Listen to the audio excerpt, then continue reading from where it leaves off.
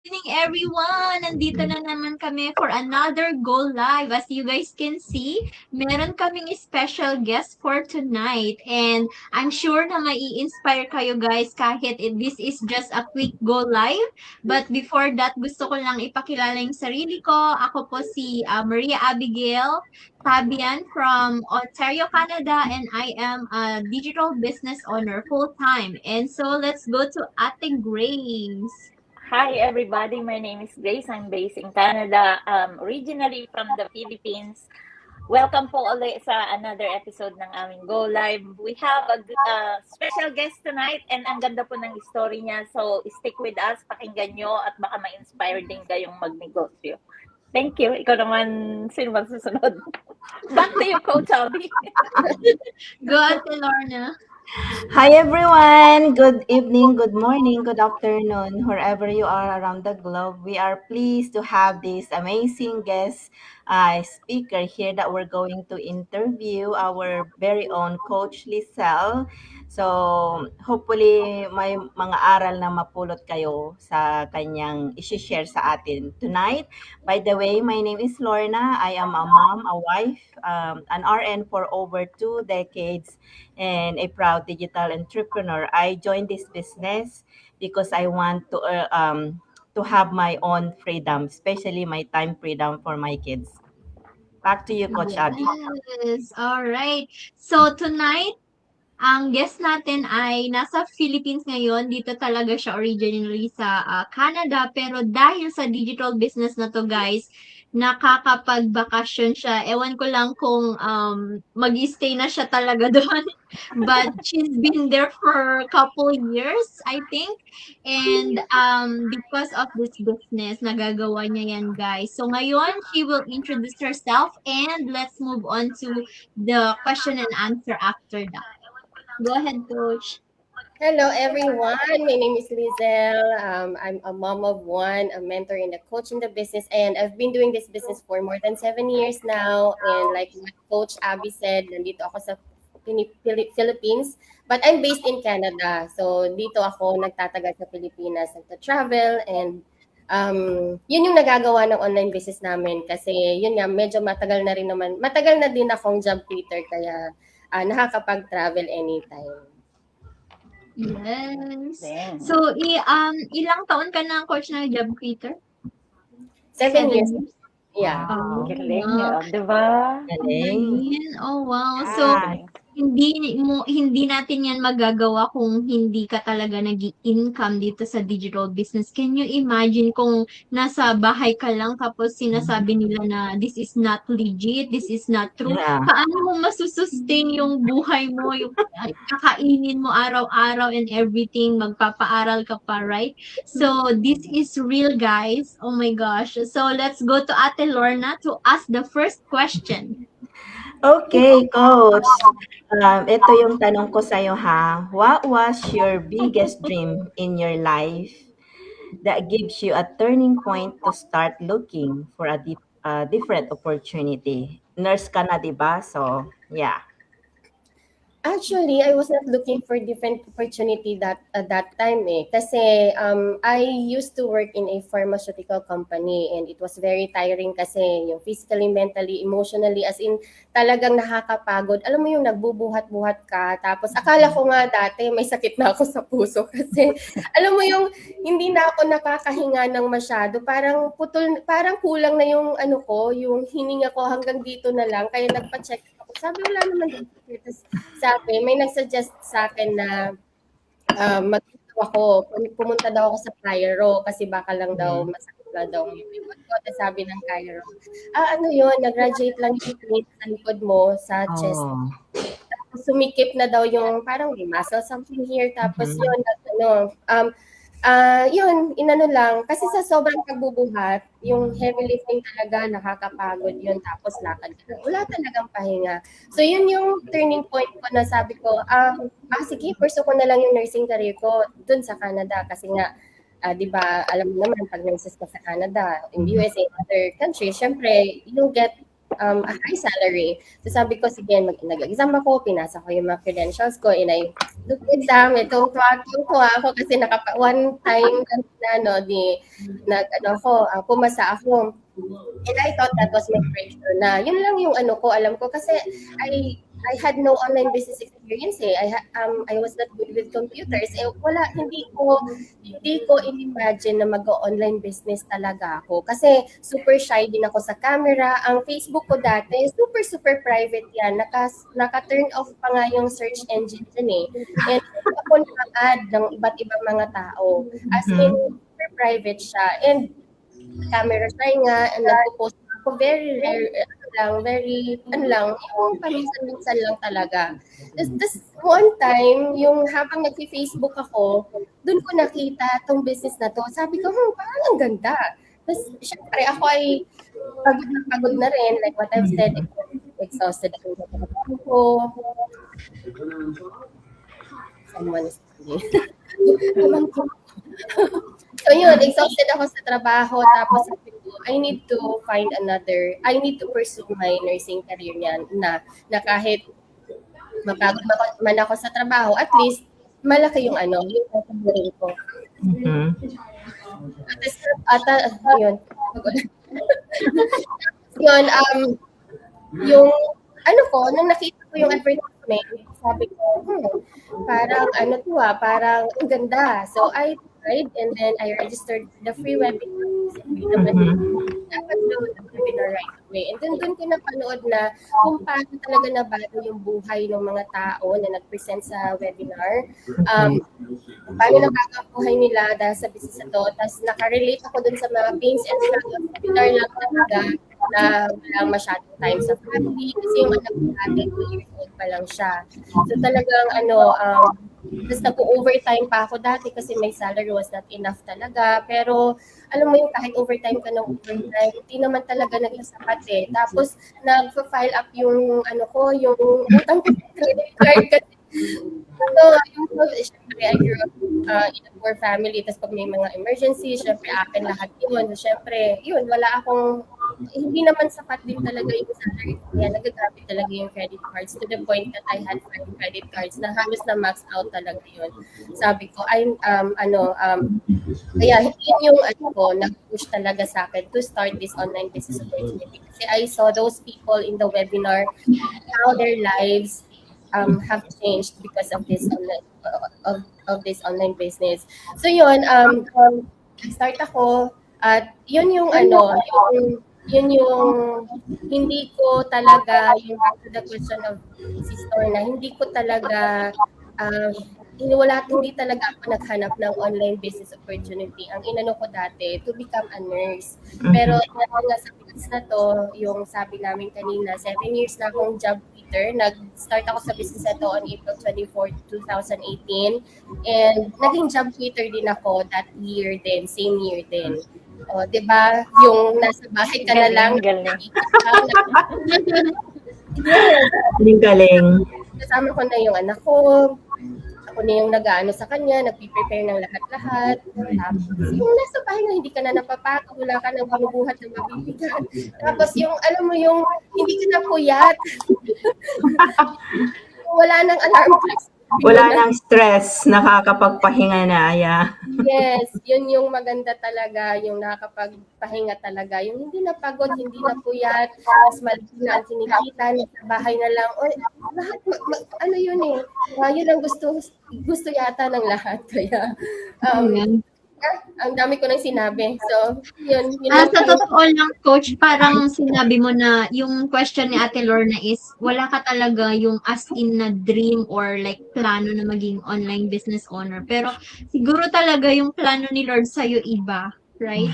Na kahit hindi naman inaasam na maging super successful, ganyan, basta okay lang yung buhay, ganyan. Pero talaga siguro dahil, you're super nice and all this alam ng Lord yung puso mo. Kaya, deserve. Deserve. Kaya, pinakita na niya sa'yo yung way how to go there. Diba? Kahit na, Mm-mm. Yeah, so anyway, let's go to our next question. I'm sure Ate Grace is so excited to ask this question. Yeah. Okay. I'm supposed to have one question pero dalawa yung prepare ko pag isang linggo na lang. um, go for Coach Lisel. 7 years ago, now you are very successful in this online business. 7 years ago, did it ever occur to you that you would have this kind of successful life when you were just starting? And another one is 5 years later, from now, 5 years later, saan mo nakikita yung sarili mo? Yung Thank first you. question, alam mo yung first question na yan, yung hindi ko siya talaga inisipan ng negative. Kasi after I watched the free webinar, I prayed talaga. Sabi ko, Lord, if this business is for me, please allow me. Kasi I didn't even know the person behind it. I just saw the advertisement. Hindi ko naman kilala yung tao. So, I just prayed. Sabi ko, Lord, if this business is for me, please allow me to do this business. And He gave me the courage to start talaga.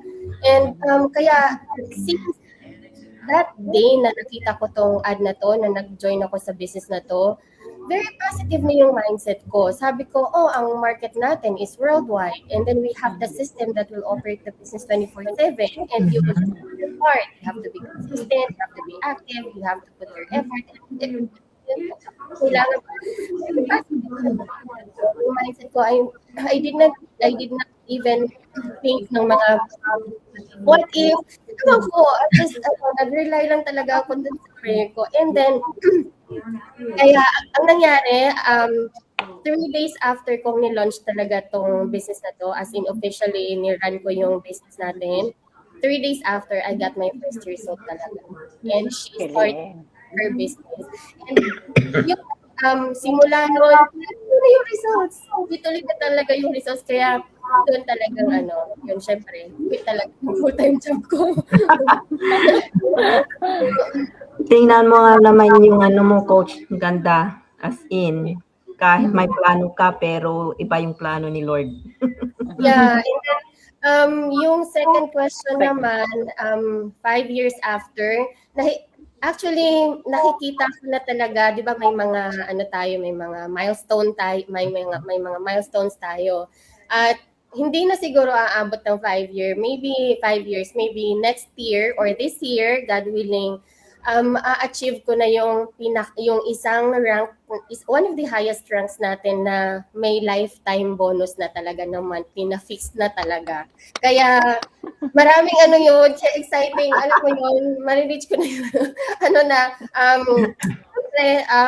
yun nga, sabi ni Mars Grace na successful na nga, but alam niyo po ang dito, hindi lang namin yung income naman namin dito sa online business, hindi lang namin to ginagamit sa sarili namin, but of course ginagamit namin to sa may mga eternal value talaga, may mga sa mga mahahalagang bagay like sa akin, tinutulong ko to sa mga iba't ibang mga churches, sa pagtulong sa mga tao, sa pamilya, at yung then, nung nag-start din kasi talaga ako dito sa business, talagang baon ako sa utang, yung sinabi ko kanina. So dahil sa business na to, nabayaran ko yung 5 credit cards ko, na halos puno talaga yun sa utang. Nakapag-quit ng full-time job talaga nung 2018 din.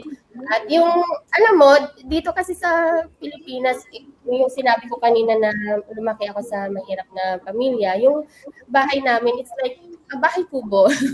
Yun, bahay kubo na alam niyo yun, made in kawayan, made in kahoy, alam mo yun, yung ganon. Masarap yung tulugan, coach. Naku, hindi din sis, kasi alam mo, masakit sa likod yun pag wala kang home.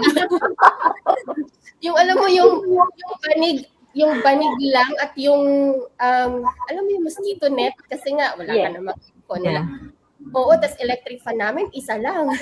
Siyempre, maraming Agawan pa. Agawan pa. Tapos, sakit sa likod kasi alam mo yung kawayan eh. Tapos alam mo yung bintana ng bahay namin is like yung, alam mo yung tinutukuran lang ng kahoy. Yeah. Ganun kahirap yung buhay namin dati. But, tsaka mga family ko rin, na itaguyod lang talaga ang pagiging nurse ko ng mga magulang ko kasi they're very, masisipag. So, yun, mga magsasaka sila, and I'm very proud to say na I came from that kind of family talaga. Marami akong mga kapatid na walang-wala din sa buhay. Kaya alam mo yun, naiyak ako. Kasi I'm really thankful to the Lord na dahil sa business na to ginamit talaga niya. And when I started, akala ko pagiging nurse yung magiging solusyon sa hirap ng buhay namin. But, God turned things around talaga from someone who had no savings, who was very in debt, from someone who came from a poor family. Mga magulang ko, nanay ko, nagbibenta lang yun ng gulay sa market, madaling araw, para lang kami talaga magtaguin sa pag-aaral namin. Pero poor ang pinagkatinan ko. And, hindi ako nahihiya. Ganun talaga. Kasi ang mga magulang ko, super masisipag sila. Super masisipag. Tapos, dahil sa business ko, I was able to build houses for my parents, for my siblings na ayos yung mga bahay nila na maliit lang but komportable na hindi na kung babagyuhin hindi na masisira. So, tapos nabigyan ko sila ng mga kanya-kanyang yung small source of income for their livelihood. Wala, masaya ako na Naiiyak na rin ako. Oo. Masaya ako na nangyari na nakita ko sila. Alam mo, very proud ako sa parents ko. Kasi kahit nasa Canada ako for how many years, kahit naging successful na ako dito sa business, never silang nanghingi kahit piso sa akin. Yes. And grabe yung heart nila na there's so, mga masisipag na kasi. Relate. Ako na lang nag-initiate sa kanila na magbigay, yung sa mga ganito, ganyan. And I'm super thankful na sabi ng mga tao na, tinutuloy ko kasi na ganyan. Hindi, ang family ko hindi talaga. But my heart is really, yung gusto ko talaga, yung hindi lang ako ang nakakaranas ng magandang buhay. But of course, paano ako makakakain ng masarap na mapagkain kung sila naman na hindi? Paano ako natutulog sa isang magandang bahay, naka-aircon, tapos yung bahay nila ay ganon, parang hindi ko naman kakayanin yun. Kaya talagang, I give all the praises and glory talaga kay Lord dahil sa business na to, ang daming nagawa. And right now nga, yung hindi ko pa nabanggit, I am currently assigned as a full-time worker sa church namin kasi yung, di ba Mars, alam mo naman yung church namin dyan sa Canada, nagkaroon kasi ng daughter church dito and 2 beses nang pupunta sila Pastor Cosme dito sa Pilipinas. Ay, galing-galing. Kasama nga. Tapos, yung first nilang punta dito is nag-survey muna. Tapos, kasi nag-gather na rin naman ako mga tao through that, yung alam mo yung bahay-bahay na nagba-Bible study ako, yung gospel. Hanggang binuo na lang namin yon. So, we built a church here. Tapos, yung full-time worker. And hindi ko talaga in-imagine na ito yung magiging buhay ko ngayon. Kasi just, ang akin lang talaga, trust and obey. And yung parang open lang yung mga senses ko kung ano yung will ni Lord sa akin. Yung parang, kasi pag ako nagpaplano, parang di naman natutupad eh. Parang meron lang siyang laging prompting sa akin na, ito gawin mo, ito gawin mo. So parang ganun lang, kaya ino-open ko lang yung spiritual ears ko, eyes ko, kung ano, ganun lang. Ang sa akin is, yung sabi nga sa Proverbs na trust in the Lord with all your heart. I-trust mo lang talaga yung buhay mo. Kahit gaano natin iplano yung buhay natin, if that is not the will of the Lord, hindi rin talaga mangyayari yun. So yun lang. Tapos na sinabi. Ang galing, Totoo. how amazing na God made you or use you to be the vehicle to serve the Lord and to serve other people para magkaroon ng magandang relasyon sa Panginoon. Ang galing lang, di ba? Just because nagdasal ka na, Lord, gawin mo naman akong servant. Di ba, ayun na. Kaya nga sabi nila sometimes, kung hindi mo raw kaya yung ipagdadasal mo, huwag mo na ipagdasal. But you know, when you ask God, God will give it to you no matter kung right away man yan or later on in your life, ibibigay at ibibigay ng Panginoon yung hinihingi mo. Nag-preach na ako. Back to you, Coach Sabi. Maganda to, Magaling doon na ba? na ata Ang papunta. ganda. Pero Hindi, last ang galing question, kasi Coach, ng before story. you go. Magkano yung pinakamalaking income mo? And explain. And explain. Okay. Actually, balik tayo dun sa how I started yung maliit, yung umpisa, yung una kong income. Nag-start ako, di ba, April 24, 2018. Noon, nilaunch ko talaga tong business na to, third week of May. Kasi nag-set up ako and everything. Then, 3 days after that, June 1, 2018, may na yung business ko. Tuloy-tuloy na yun. And my first income was $870. Tuwang-tuwa na ako noon. Alam mo, sigaw ko noon. Kasi meron ako mga check-in na dumating eh. Sigaw ko noon eh. Napasigaw ko ano pa noon eh. Hindi naman niya alam kung ba't sumisigaw sa bahay. Ganyan. Sabi ko, totoo talaga. Kumita ako. Ganyan. 870. And in 2019 talaga, na-start akong kumita ng more than $20,000 a month. Yun, mabilis. Tapos, sa atin na may mga iba na mas mabilis pa dyan sa yung more than $20,000 a month every month yun. And then, yung pinaka-biggest ko talaga na income so far, umabot siya ng $55,000 sa isang buwan lang. And God, naman, tuloy naman talaga yung income. And guys, hindi ito overnight success na na walang gagawin. Of course, at ang income dito, hindi naman ito na ganun-ganun kaagad kalaki ang kikitain. Siyempre, yung sinabi ko kanina, nag-start ako sa $870. You just have to be consistent talaga. Just be consistent, put your effort, and put your time. So, ganun ang business namin. So, hindi namin ganun na agad yung kikitain mo, mabilis na agad, hindi. Yun, be consistent, put your effort, and time din talaga sa business. At hindi kailangan mag-quit sa full-time job kasi once ma-set up talaga yung business nyo, meron kaming system na nag-ooperate ng business 24/7. And the system will do its part din na 90% of our business system yung gumagana sa amin. So 10% na lang yung ginagawa namin. And yung ginagawa namin go live, hindi ito mandatory. Ginagawa namin to just to show na hindi kami mga robot.